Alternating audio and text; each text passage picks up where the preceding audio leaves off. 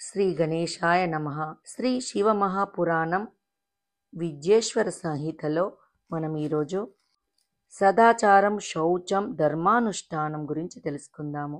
ఋషులు సూతుని ఇలా ప్రశ్నించారు. సూత, ఉత్తమ లోకాలనిచ్చే సదాచారాన్ని గురించి మాకు చెప్పు. స్వర్గ నరకాదులను ప్రాప్తింపజేసి ధర్మాలను గురించి కూడా చెప్పు. అప్పుడు సూతుడిలా చెప్పసాగాడు.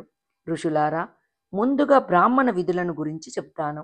విధులన్నీ ఎక్కువగా బ్రాహ్మణునికే చెప్పబడ్డాయి. సదాచారం కలిగిన విద్వాంసుడు బ్రాహ్మణుడని, వేదాచారయుతుణ్ణి విప్రుడని, ఈ రెండిలో ఏదో ఒక గుణం కలవాడు ద్విజుడని వ్యవహారం.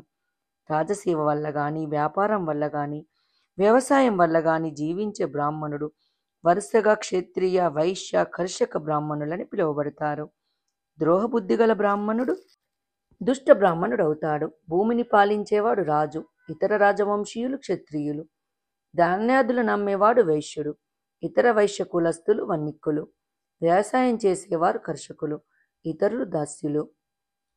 మానవులందరూ ఉషఃకాలములో లేచి తూర్పు దిక్కు తిరిగి పరమేశ్వరుని ధ్యానించి ఆ రోజు చెయ్యవలసిన ధర్మ కృత్యాలను గురించి ఆలోచించి ఆదాయ వ్యయాలను గురించి ఆలోచించాలి.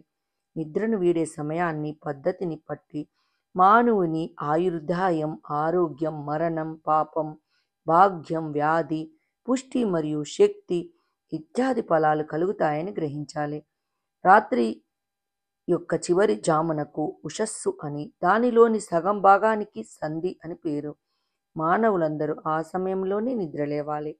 దంతాధావనం చేసేటప్పుడు చూపుడు వ్రేలును ఉపయోగించరాదు. జలదేవతలకు నమస్కరించి మంత్రపూర్వకంగా స్నానం చేయాలి. విద్వాంసుడు స్నానకాలములోనే దేవపితృతర్పణాలను చేయాలి. తెల్లని పంచను 5 కచ్చలతో కట్టాలి. సర్వకర్మలయందు సర్వులు ఉత్తరీయాన్ని ధరించాలి. నదులలో కాని, చెరువులలో కాని బట్టలను ఉతకరాదు. గట్టుపై ఉతికి పిండుకోవాలి. ఆ వస్త్ర జలం పితృదేవతలకు తృప్తినిస్తుంది. బ్రాహ్మణుడు జాబలోపనిషత్తులోని అగ్నిరిత భస్మ అనే మంత్రాన్ని ఉచ్చరించి భస్మతో త్రిపుండ్రాన్ని ధరించాలి. పాప ప్రక్షాళనార్థం ఆపోహిష్ట అనే మంత్రంతో జలాన్ని శిరస్సుపై చల్లుకోవాలి.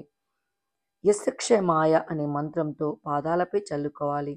దీనిని సంధ్యా ప్రోక్షణం అని పేరు.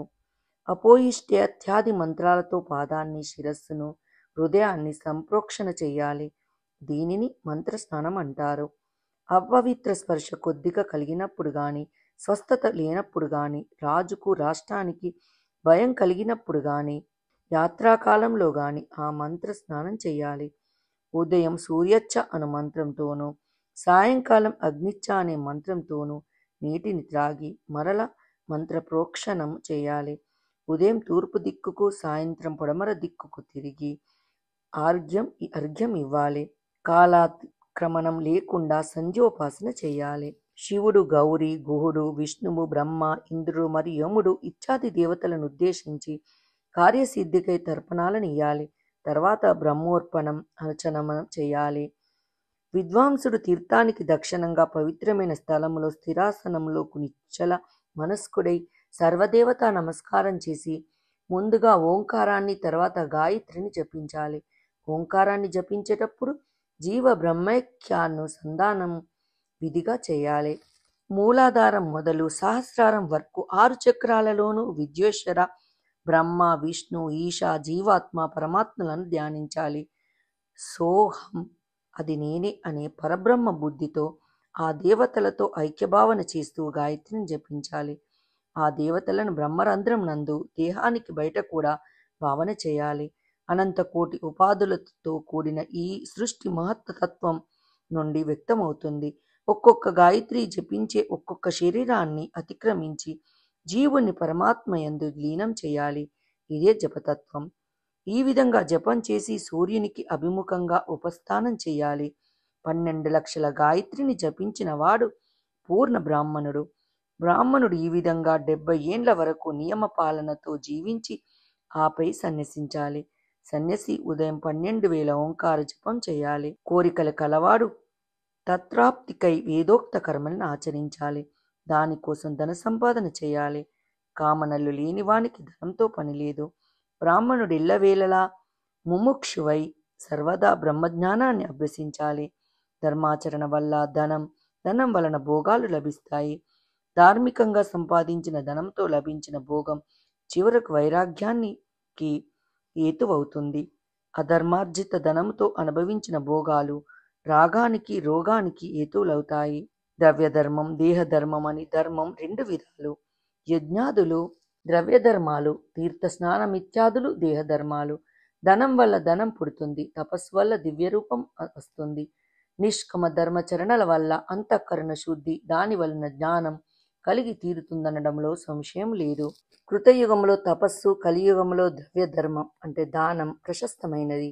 కృతయుగంలో ధ్యానం, త్రేతలో తపస్సు, ద్వాపరంలో యజ్ఞానుష్ఠానం, కలిలో మూర్తి పూజ వీటి వలన జ్ఞానం కలుగుతుంది. పుణ్యపాపాలను బట్టి సుఖదుఖాలుంటాయి. అధర్మం హింస రూపంలోనూ, ధర్మం సుఖరూపంలోనూ ఉంటుంది. దృష్టవర్తన వలన దుఃఖం, సత్ప్రవర్తన వలన సుఖం కలుగుతుంది. కనుక భోగ మోక్ష సిద్ధికై ధర్మాచరణ చెయ్యాలి. కలిలో దానం గొప్పది. విద్య, శీలం, వృత్తం అంటే నడవడిక కలవానికి దానం చేయాలి. దానం చేయలేని వాడు తపస్సును ఆర్జించాలి. తపస్సు వలన అక్షయ సుఖ ప్రాప్తి లభిస్తుంది. అది చెయ్యలేని వానికి తీర్థసేవనం ఉత్తమం. మనుష్యులందరూ విధివిహితమైన కర్మలను ఆచరిస్తూ దైన్యానికి తావీయకుండా అంటే తిండికి బట్టకు లోటు రాకుండా, అధిక శ్రమకు లోను కాకుండా ధనార్జన జరపాలి. మానవులకు సత్పురుషుల సాంగత్యము ముఖ్యం. దాహానికి నీరు, ఆకలికి అన్నం ఇవి ఉత్తమమైన దానాలు. మానవుడు తన వద్దనున్న ధనాన్ని ధర్మ, వృద్ధి, భోగ భాగాలుగా ఏర్పాటు చేసుకొని ధర్మభాగంతో నిత్య, నైమిత్తిక, కామ్య కర్మలను చేయాలి. వృద్ధి భాగంతో ధనాన్ని వృద్ధి చేసుకొని భోగభాగముతో హితము, మితము అయిన భోగాన్ని అనుభవించాలి. వ్యవసాయార్జిత విత్తంలో 10వ వంతును, వ్యాపారార్జిత విత్తంలో 6వ భాగాన్ని దాన ధర్మాలకు ఖర్చు పెట్టాలి. బ్రాహ్మణుడు తాను పొందిన ప్రతి గృహములో 4వ వంతును, అకస్మాత్తుగా లభించే ధనములో సగాన్ని దానం చేయాలి. అపవిత్రమైన దానాన్ని పట్టరాదు. పాపిష్టి సొమ్ము అని తెలిస్తే సముద్రంలో పడేయాలి. వివేక్ అయినవాడు తనకు తెలిసిన పరుల దోషాలను ప్రకటించరాదు. ఇతరుల మనసును నొప్పించరాదు. ఎదుటివారికి కోపం కలిగేటట్లు మాట్లాడరాదు. బ్రాహ్మణునకు అజ్ఞారాధన ముఖ్యం. అది చెయ్యలేనివాడు జపాన్ని, అది చెయ్యలేనివాడు సూర్య నమస్కారాన్నైనా చెయ్యాలి. ఏనాడు చల్లారని అగ్నిని అజస్త్రం అంటారు. బ్రహ్మయజ్ఞ దేవపూజ నిరతులు, అగ్నిపూజ పరాయణులు, గురుపూజారతులు బ్రాహ్మణులను సత్కరించి వీరంతా స్వర్గంలో భాగస్వాములవుతారు. తదుపరి వీడియోలో 3 యజ్ఞములు 7 వారాల గురించి తెలుసుకుందాము. ఈ వీడియో మీకు నచ్చినట్టయితే లైక్ చేయండి, కామెంట్ చేయండి, సబ్స్క్రైబ్ చేయండి. నోటిఫికేషన్ల కోసం పక్కనే ఉన్న బెల్ ఐకాన్ క్లిక్ చేయండి.